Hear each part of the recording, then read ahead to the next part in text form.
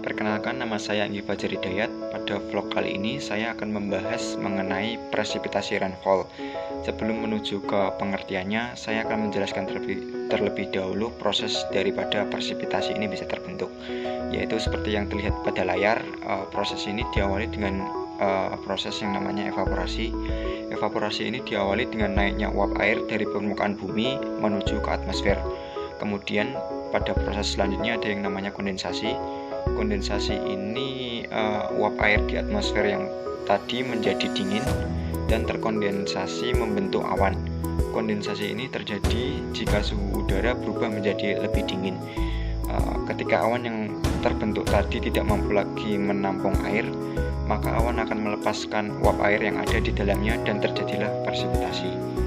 Dari proses presipitasi ini sebenarnya sudah pernah dijelaskan di siklus hidrologi yang ada di video sebelumnya. Jadi bisa diambil kesimpulan bahwa presipitasi dan rainfall ini adalah proses turunnya air dari atmosfer ke permukaan bumi dan laut. Air yang turun bisa berbentuk curah hujan maupun salju tergantung dengan di mana posisi turunnya air tersebut. Untuk video yang selanjutnya akan dilanjutkan oleh teman saya, yaitu mengenai bentuk dan jenis presipitasi serta juga alat-alat untuk mengukur curah hujan.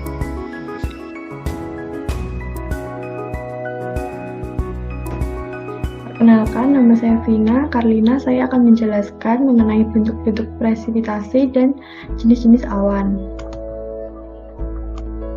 Bentuk-bentuk presipitasi ada 5, yaitu pertama, hujan, merupakan bentuk yang paling penting dan sering kita jumpai.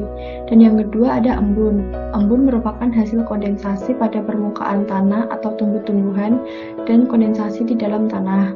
Dan yang ketiga ada kondensasi di atas lapisan es atau hujan es, yang terjadi jika massa udara panas bergerak di atas lapisan es. Dan yang keempat ada kabut, merupakan partikel-partikel air yang diendapkan di atas permukaan tanah dan tumbuh-tumbuhan. Dan yang kelima ada salju dan es. Berikut merupakan bentuk-bentuk presipitasi. Yang pertama ada hujan, yang kedua ada embun, dan yang ketiga kondensasi di atas lapisan es atau hujan es, dan yang keempat kabut, dan yang kelima salju dan es. Kemudian jenis-jenis awan dibagi menjadi 3 bagian.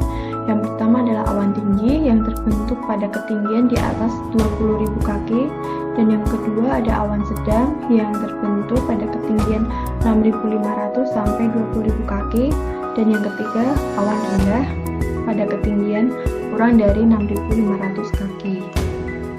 Awan tinggi terbagi menjadi 3. Yang pertama ada awan cirrus yang memiliki serat halus dan sering terdapat pula awan yang tampak seperti kristal es. Dan yang kedua ada awan cirrostratus seperti kelambu putih halus yang mengental. Dan yang terakhir ada awan cirrocumulus menyerupai ombak di pasir pantai.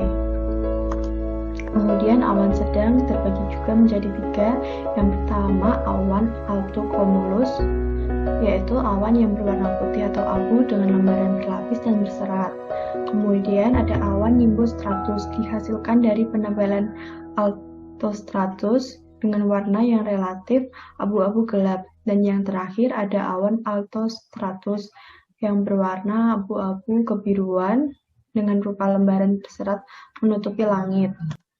Dan yang terakhir jenis-jenis dari awan rendah dibagi menjadi 4. Yang pertama ada awan cumulus dengan ciri ada garis tajam yang biasanya berkembang secara vertikal. Yang kedua ada awan stratus memiliki kabut pada ketinggian yang sangat rendah, yaitu kurang lebih 2 km. Dan yang ketiga awan cumulonimbus, jenis awan yang berat dan padat berbentuk vertikal. Dan yang terakhir ada awan stratocumulus, serupa dengan sarang lebah dan sering menjadi penyebab hujan. Perkenalkan, namaku Agista Nurwidianti dari kelas D.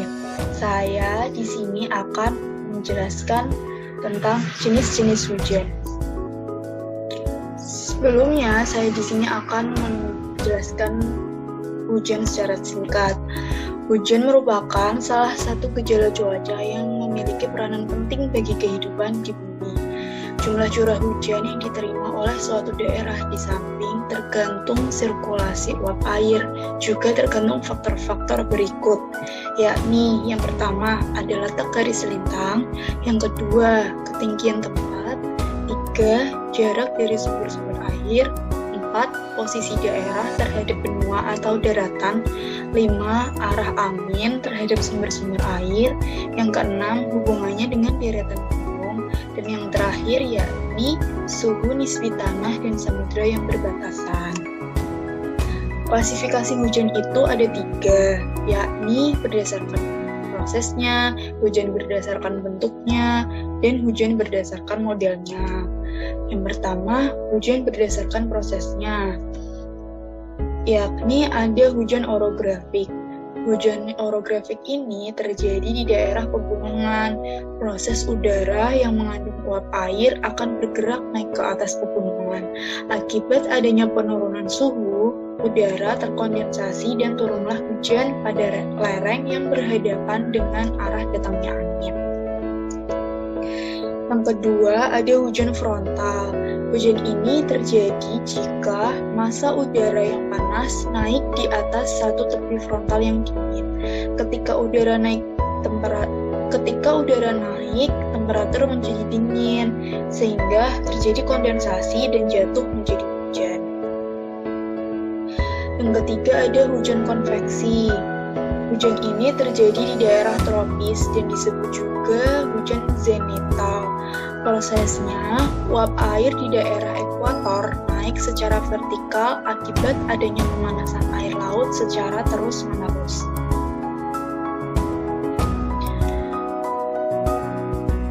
Selanjutnya ada hujan konvergen. Hujan konvergen ini diakibatkan oleh adanya arus konvergensi udara atau pengumpulan awan oleh angin. Faktor angin cukup berpengaruh dalam jenis hujan ini. Arus konvergensi adalah arus udara yang bergerak akibat adanya tekanan udara yang sangat rendah di suatu tempat, sehingga massa udara basah akan bergerak dengan cepat dan menimbulkan hujan disertai dengan angin. Klasifikasi yang kedua yakni hujan berdasarkan bentuknya. Yang pertama, hujan air. Air yang jatuh dalam bentuk tetesan yang terkondensasikan dari uap air di atmosfer. Ukuran diameter butir hujan berkisar antara 0,5 sampai 4 mm. Di Indonesia kebanyakan terjadi hujan air, namun sangat mungkin jika terjadi hujan yang lain. Selanjutnya, hujan salju. Jumlah salju basah yang jatuh dalam suatu periode terbatas.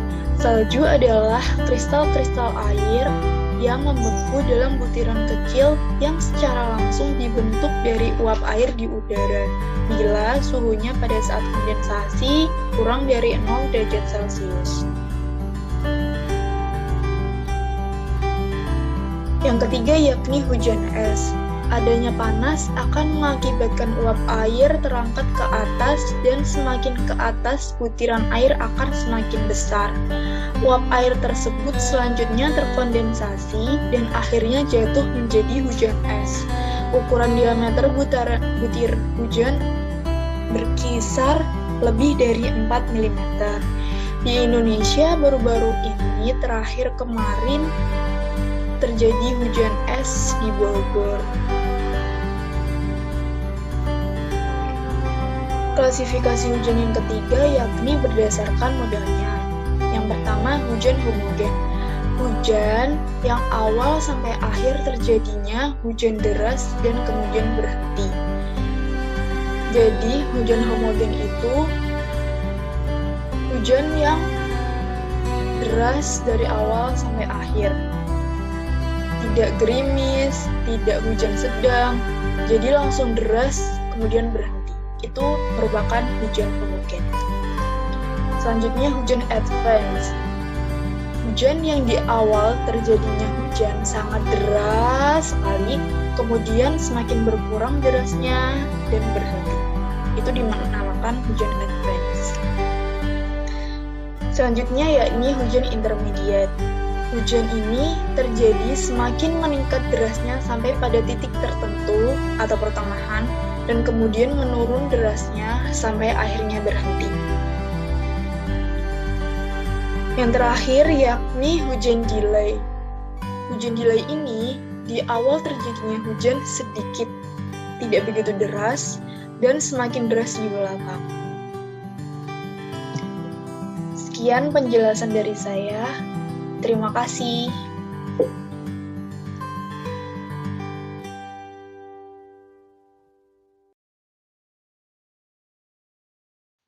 Assalamualaikum warahmatullahi wabarakatuh. Saya Muhammad Ernanda Ditya Permono. Di sini saya akan menjelaskan tentang alat-alat yang digunakan untuk mengukur curah hujan. Pertama, ombrometer. Ombrometer memiliki cara kerja yaitu: pertama, saat terjadi hujan, air masuk ke dalam corong penakar. Air yang masuk ke dalam penakar dialihkan dan berkumpul di dalam tabung penampung.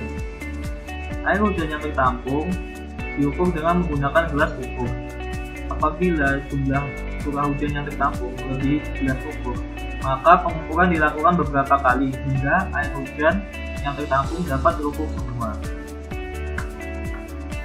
Ombrometer sendiri memiliki harga sekitar 900.000. Harga tersebut saya dapatkan dari Tokopedia. Spesifikasinya bisa kita lihat di sini. Yang pertama yaitu terbuat dari stainless steel tahan karat. Tingginya itu sekitar 60 cm dan diameternya 11 cm. Dan memiliki gelas penakar hujan ukuran 25 mm.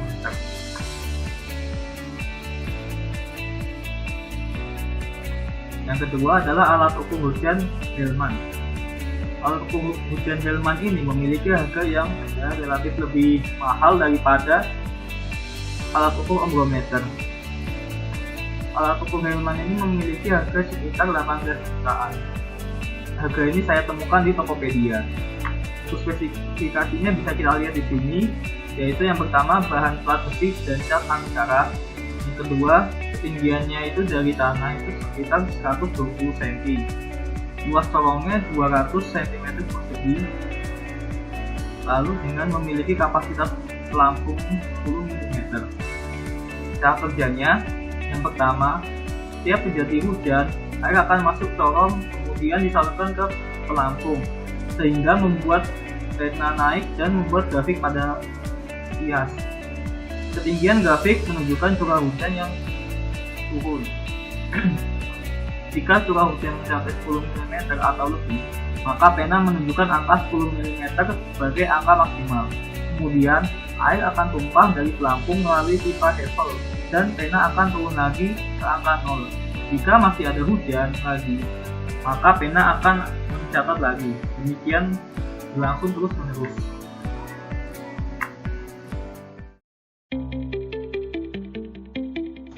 Selanjutnya yaitu tipping bucket.